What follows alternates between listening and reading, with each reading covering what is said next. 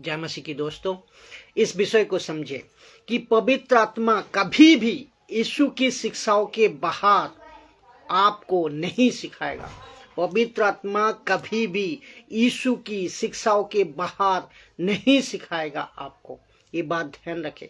और इस पवित्र आत्मा भी कुछ ऐसा नहीं करेगा, ऐसा नहीं सिखाएगा, ऐसा कुछ नहीं सिखाएगा जो यीशु की 4 किताबों में यीशु का चेले पत्रस, यीशु का चेले पौलुस और उस वक्त के जितने भी लोग थे जो प्रभु के चेले थे, किसी भी प्रकार का पवित्र आत्मा वचन का साथ कॉन्ट्रडिक्ट नहीं करेगा, यानी कि विरोध नहीं करेगा यीशु का वचन का साथ। इसको ध्यान रखना। तो मिनिस्ट्री पत्रस का मैच होती है किससे? पौलुस से। मिनिस्ट्री पौलुस का मैच होती है किससे? पत्रस से। पत्रस और पौलुस का मिनिस्ट्री मैच होती है किससे? यीशु से। तो आजकल का जो 90% सो कॉल्ड पता नहीं जिसको नाम लगा दिया अपोस्टल, पास्टर, बिशप, रेवरेंड, क्या जितने जो है लगा दिया है, इन सभी को जो मोटिवेशनल प्रीचर है, जो ब्लेसिंग वाला प्रीचर है, जो मिराकल वाला प्रीचर है, जो तेल पानी का कारोबार वाला प्रीचर है, इनको तो आप यूं पकड़ लोगे। क्यों, कैसे? जितने खरी शिक्षा का फॉलोअर्स है, मैं सबको कहना चाहता हूं कि ध्यान से इस बात को आप जानते हैं और सुनिए। जो खरी शिक्षा को फॉलोअर करते हैं तो ध्यान से सुनिए, ऐसे आप पकड़ लोगे उनको। जो हमेशा कहता हूं, मैं हमेशा एक बार कहता हूं कि गलत शिक्षा है चल रहा है। तो इसीलिए परखो। आप 90% लोग जो motivational preacher, blessing preacher, miracle वाले प्रीचर, तेल पानी वाले प्रीचर, इन सभी को ऐसे पकड़ लोगे। कैसे? उनकी मिनिस्ट्री मैच नहीं होती, उनकी मिनिस्ट्री मैच नहीं होती पत्रस से, उनकी तरीके मैच नहीं होती पौलुस से, उनकी मिनिस्ट्री मैच नहीं होती यीशु से। तो लेकिन जो पवित्र आत्मा करवाएगा ना, वो मैच होगा यीशु से, वो मैच होगा पत्रस और पौलुस से। तो लिखा है यूहन्ना 16:13 लिखा है, क्योंकि वो अपनी ओर से ना कहेगा। कौन? पवित्र आत्मा का प्रचार करने वाला, पवित्र आत्मा से भरे हुए सेवक को प्रचार करने वाला, वो अपनी ओर से ना कहेगा, परंतु जो कुछ सुनेगा, पवित्र आत्मा जो कुछ उन्हें बताएगा वो ही करेगा और हम आने वाली बातें तुमको सिखाएगा। ये लिखा है क्योंकि वो अपनी ओर से ना कहेगा, परंतु जो कुछ सुनेगा वो ही कहेगा और आने वाली बातें तुम्हें बताएगा। वो मेरी महिमा करेगा, क्योंकि वो वहाँ मेरी बातों में से, यीशु की बातों में से लेकर तुम्हें बताएगा। तो मेरी बातें बताएगा। ये 2 बार इस वचन में है, बार लिखा है, मेरी बातें को बताएगा, मेरी सुनकर बताएगा। वो अपने ओर से नहीं कहेगा, मेरी सुनेगी फिर कहेगा। तो इसका मतलब है कि ये हुआ कि एक राजदूत को एक सहायक दिया गया है, एक प्रचारक को एक सहायक दिया गया है, जिसको राजदूत कहते हैं यूहन्ना 16:14 में। परंतु सहायक यानी कि पवित्र आत्मा, जिसे पिता मेरे नाम से भेजेगा, वो तुम्हें सब बातें सिखाएगा और जो कुछ मैंने तुमको कहा वो ही सब तुम्हें शरण करवाएगा। यीशु की बातें तुमको याद दिलाएगा और यीशु की बातें तुमको सिखाएगा, यीशु को बातें को आपको पास पहुंचाएगा। तो कुछ लोग कहते हैं ना, मुझे अनुभव मिला है पवित्र आत्मा का, तो ये बकवास है, क्योंकि पवित्र आत्मा ऐसा कोई अनुभव बच्चों के बाहर आपके नहीं करवाएगा। ये बात ध्यान रखें। जो लिखा है वो ही कहेगा पवित्र आत्मा, उसके बाहर पवित्र आत्मा कुछ नहीं करवाएगा। तो और जो लोग कहते हैं कि मुझे ये अनुभव मिला है, कि मुझे ये दर्शन मिला है, ये अगर वो मिला है, वो अगर लाइन अप नहीं होना चाहिए, वचन से मिलता जुलता होना चाहिए। कौन सा वचन से? वर्ड ऑफ गॉड, परमेश्वर का वचन से वो मिलना चाहिए, तभी जाको वो लाइन अप है, अगर तभी जाको सही है। अगर वो नहीं है, आपका दर्शन, आपका सपना, आपका भविष्यवाणी, आपका मिराकल A to Z अगर स्क्रिप्चर से मैच नहीं है, लाइन अप नहीं है, गलत है वो, तो उसको कितना जल्दी, उसको जितना जल्दी हो सके वैसा व्यक्ति को आप निकाल दो, वैसा व्यक्ति को आप नमस्त करो, वहां से आप निकाल जाओ और उसको जितना जल्दी हो सके नमस्त करो। नहीं तो वो आपको लेकर डूबेगा, खुद तो डूबेगा, आपको लेकर भी डूबेगा। क्योंकि अभी सुनिए, राजदूत की ताकत कौन है? राजदूत की ताकत पवित्र आत्मा है। प्रेरितों का काम 1 से 8 में कहता है, एक सेवक का काम, एक सेवक का ताकत कौन है? पवित्र आत्मा। तो एक राजदूत का ताकत कौन है? पवित्र आत्मा। तो प्रेरितों का काम 1 अध्याय 8 में लिखा है, परंतु जब पवित्र आत्मा तुम पर आएगा तब तुम सामर्थ पाओगे। ये जो सामर्थ पाओगे ना, और यरूशलेम से लेकर क्या करोगे? पवित्र आत्मा यरूशलेम से लेकर सारे यहूदिया, सामोरिया और ऐसा कि पृथ्वी की छोर तक मेरे गवाह बनोगे। तो इसका मतलब है कि पवित्र आत्मा एक राजदूत को देगा, राजदूत को लेगा, यीशु की बातें को सिखाएगा। जो एक गवर्नमेंट है ना, जो एक सरकार है ना, कि प्रभु का, उसके रूल्स, उसी के कानून, उसी के तरीके से बताएगा। जैसे एक उदाहरण दे रहा हूँ कि भारत के जो राष्ट्रपति है, जो शपथ लेता है, वो संविधान का अनुयायी शपथ लेता है, जो कि भारत का संविधान है ना। तो उसी के दायरे में उनको जो है सेवा करना होता है, पद चलाना होता है। और वैसे ही प्रधानमंत्री को भी, वैसे ही जितने भी नेता है, और यहाँ तक भी पुलिस भी है, और जितने भी गवर्नमेंट है भारत में, तो उन सभी को कॉन्स्टिट्यूशन बोले तो, कॉन्स्टिट्यूशन बोले तो संविधान, संविधान के अनुयायी, कॉन्स्टिट्यूशन संविधान के अनुयायी चलना रहता है, चलना पड़ता है। तो वैसे ही हम मसीह लोग, कोई कहता है मैं पास्टर हूँ, कोई कहता है मैं अपोस्तल हूँ, कोई कहता है मैं रेवरेंड हूँ, कोई कहता है मैं बड़े दास हूँ, अफ्रीका वाला हूँ, अमेरिका वाला हूँ। भाई साहब, आप सब ठीक है, लेकिन तुम्हारे कानून बाइबल के बाहर अगर हुए तो तुम चोर हो और डाकू हो। तुम्हारा कानून, अगर तुम्हारा नियम, तुम्हारा जो कानून है ना, बाइबल के बाहर अगर है, अगर हुए, तो तुम चोर हो, डाकू हो। क्योंकि तुम्हें हर चीज बाइबल के अंदर से ही प्रचार करना होगा, हर चीज बाइबल का नियम से ही प्रचार करना होगा। यीशु की बातें, पतरस की बातें, पौलुस की बातें, इन सब को वचनों का साथ ट्रायली करके आपको प्रचार करना है। तो अगर ये हर एक मसीह को परखना है, प्रचार सब कर रहा है आज, प्रचार आज सब कर रहा है। अगर वचन से लाइन अप नहीं है, तो वचन से मैच नहीं है, तो उनको नमस्ते करो। क्योंकि वो अभी हम सब समझते, हाँ, कुछ दिन पहले नहीं समझते थे, और एक डर था साहब, जो नहीं समझते थे, एक डर था, हम उल्लू बन जाते थे। आप अरे बाप रे, अफ्रीका से कोई पिक्चर आया, अफ्रीका से कोई प्रभु का दास आया है, तो वो जो भी तमाशा करता था ना, उसको हमें लगता था कि यार ये सब प्रभु की ओर से है। लेकिन अब तो बिल्कुल हम परख पा रहा है। तो ऐसे ही आपको परखना होगा, परख पा रहा है कि पानी कौन सा है, पानी का पानी, दूध का दूध, अभी हम परख पा रहा है। तो वो, और ये ज्ञान कहाँ से आया? ये ज्ञान कहाँ से आया? बाइबल से। ये ज्ञान कहाँ से आया? बाइबल से, परमेश्वर के वचन से। परमेश्वर का वचन करता क्या है? परमेश्वर का वचन लिखा है, हथौड़ा है, तोड़ देता है। परमेश्वर का वचन क्या करता है?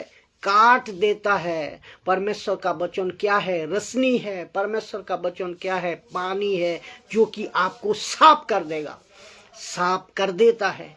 तो दूध का दूध पानी का पानी। लिखा है कि जब वो आएगा तुम्हें सामर्थ्य देगा, एबिलिटी देगी, एबिलिटी ताकत देगा। क्या करने के लिए? परमेश्वर का राज्यों को चलाने के लिए, और राज्यों का राजदूत को परमेश्वर का सरकार चलाने के लिए ताकत देगा। भारत को बचाने के लिए, पापियों को बचाने के लिए, संसार को बचाने के लिए आप कैसे सुसमाचार सुनाओ, और ये आपको बताएगा कौन? पवित्र आत्मा। तो हाँ, इसके बीच में मिराकल होते हैं, पवित्र आत्मा करवाएगा। दुष्ट आत्मा निकालना होता है, पवित्र आत्मा करवाएगा, निकालेगा पवित्र आत्मा आपके द्वारा। लेकिन कुछ लोगों ने इसको देखकर, अरे मेरे हाथ से तो यार मुर्दे जिंदे हो रहे हैं, अरे मेरे हाथ से तो मिराकल हो रहे हैं, इसको हाईलाइट कर दिए और कहते हैं मिराकल वाला बाबा। और पंजाब में तो गजब की हो रही है, और आप इधर भी उधर भी, आपका पास में भी ये हो रही है, आप सब जानते हैं। ऐसे बाबा, और इनको पीछे भीड़ लगती है बाबा। तो और पूरी दुनिया में पब्लिक ज्यादातर यहाँ पे ही फोकस करती है, अंधभक्त की तरह। किसी ने अगर कुछ कर दिया, तेल पानी रूमाल और कुछ भी कर दिया, तो ये सोचता है कि यही हमें जाना है, यही चमत्कारी लेना है, यही मेरा काम होगा। मसीहत में भी आज किसी प्रकार पास्टर ने अगर हाथ रखकर, हाथ तेल घुमाकर, कुछ भी कर अगर कुछ कर दिया, तो उनको लगता है यही तरीका है, ये इनके पास ही आने में काम होगा। और ये टोटल ही मूर्खता है, ये टोटल ही मूर्खता है। और ऐसे बाबा पास्टर कभी यीशु को नहीं दिखाते हैं, कभी असली यीशु को नहीं दिखाते, कभी असली यीशु का प्रचार नहीं करते, ये खुद को दिखाते हैं। और जिसके चलते इसको फॉलोअर जो बनते हैं, इसको जो फॉलो करता है, यीशु का नजदीक आने से रोक देता है, और यीशु का नजदीक आने पे रुक जाता है, नहीं आते हैं। ज्यादातर पास्टर का नजदीक आते हैं, और इसके नतीजा असली यीशु से दूर हो जाते हैं। भोले भाले जो विश्वासी असली यीशु से दूर हो जाते हैं। विश्वासी बाद में क्या कहते हैं, यीशु का अपनाने के बाद में, एक बात आपको सीधी सी बताओ, एक व्यक्ति विश्वासी बनने का बाद, यीशु को अपनाने का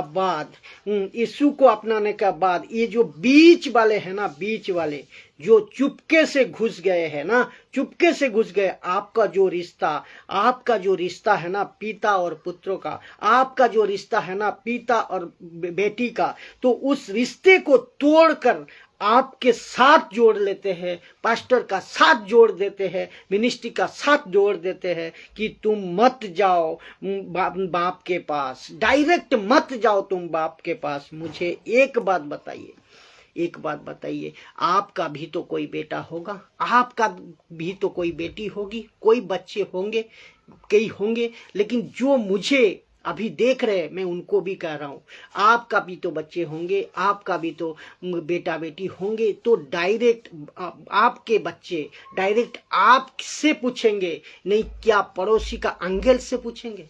आप खुद बताइए। तो आपका परमेश्वर आपका क्या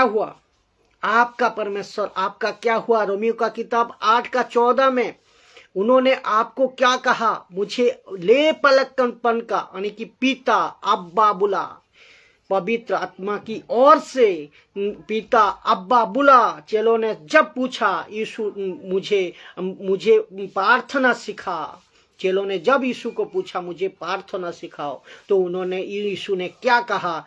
पहली शब्द तेरी मुंह से ये निकले कि हे पिता,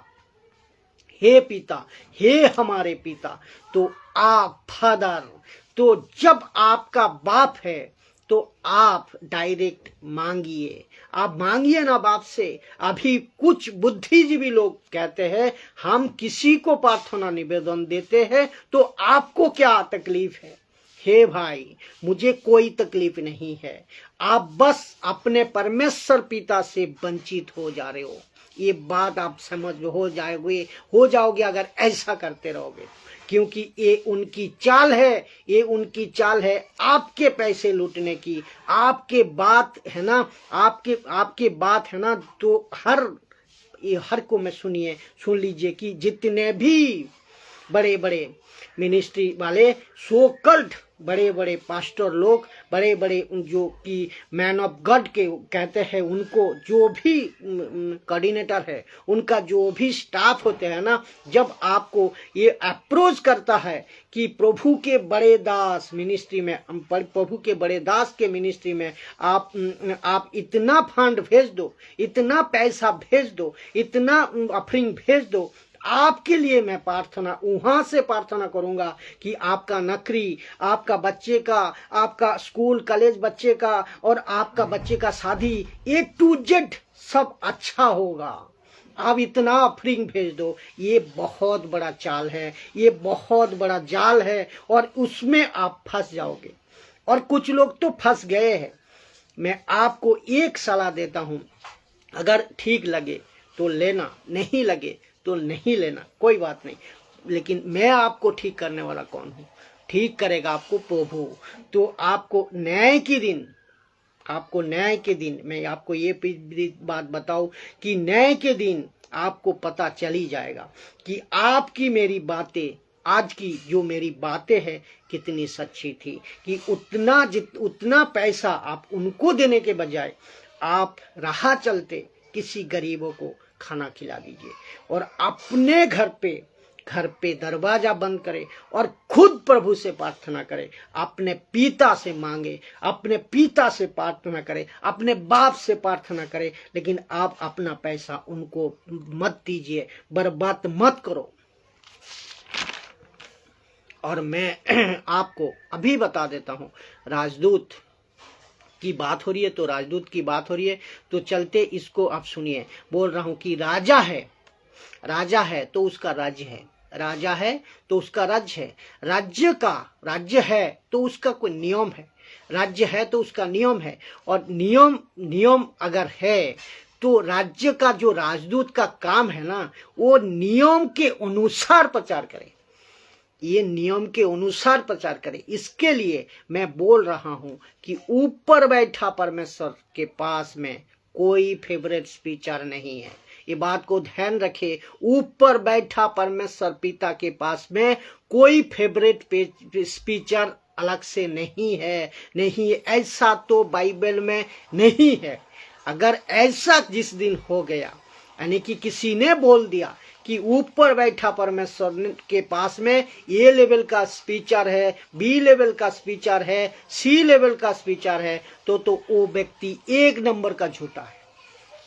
क्योंकि परमेश्वर किसी का पक्षपात नहीं करता, परमेश्वर हर एक को एक समान प्यार करता है।